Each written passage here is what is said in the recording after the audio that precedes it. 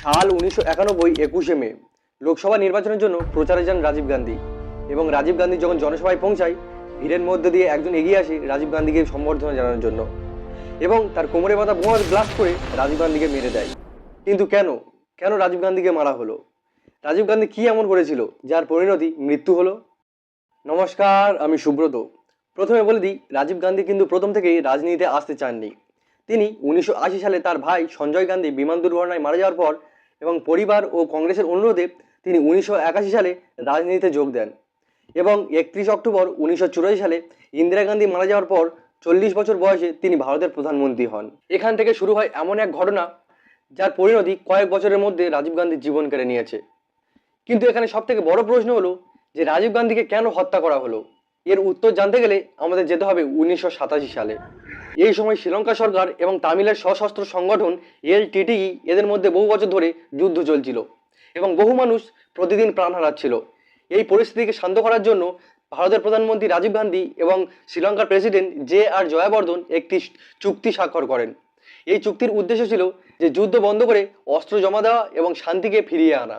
কিন্তু এই চুক্তি এলটিটিই মেনে নেননি, কেননা তারা ভেবেছিল যে তাদের স্বাধীন তামিলনাড়ু রাষ্ট্রের স্বপ্ন রাজীব গান্ধী শেষ করে দেবে। এই চুক্তির পর ইন্ডিয়ান কিপ সিভিক নামে হাজার হাজার সৈনিক শ্রীলঙ্কায় পাঠানো হয়। তাদের উদ্দেশ্য ছিল শান্তি বজায় রাখা।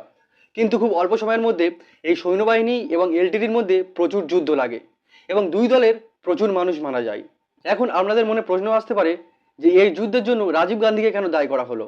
এর কারণ আপনাদের বলি, তারা ভেবেছিল যে সেনাবাহিনীকে শ্রীলঙ্কায় রাজীব গান্ধী পাঠিয়েছিল, যার জন্য যুদ্ধে তাদের বহু সঙ্গী মারা গিয়েছিল।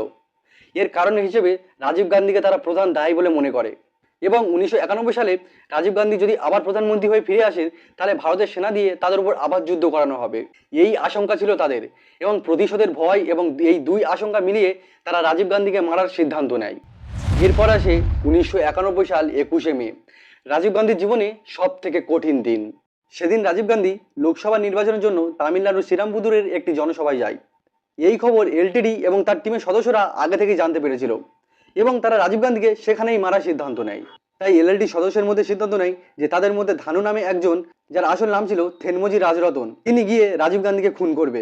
এবং রাজীব গান্ধী যখন জনসভায় আসে, সে রাজীব গান্ধীকে মালা পরানোর ভান করে রাজীব গান্ধীর কাছে যায় এবং তার কোমরে বাঁধা বোমা ব্লাস্ট করে রাজীব গান্ধীকে সেখানেই সে মেরে ফেলে। আপনাদের বলে দিই, এই দুর্ঘটনায় ধানু এবং রাজীব গান্ধী সহ 15 জন মানুষ মারা যায়।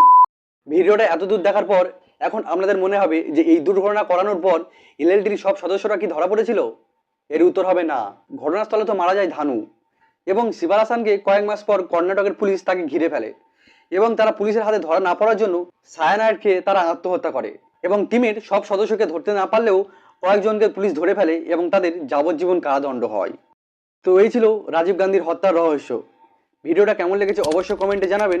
ভালো লাগলে ভিডিওটা শেয়ার করে দেবেন এবং চ্যানেলে নতুন হলে চ্যানেলটি সাবস্ক্রাইব করে পাশে থাকবেন। আর ফেসবুক থেকে দেখলে পেজটি অবশ্যই ফলো করে নেবেন। ধন্যবাদ।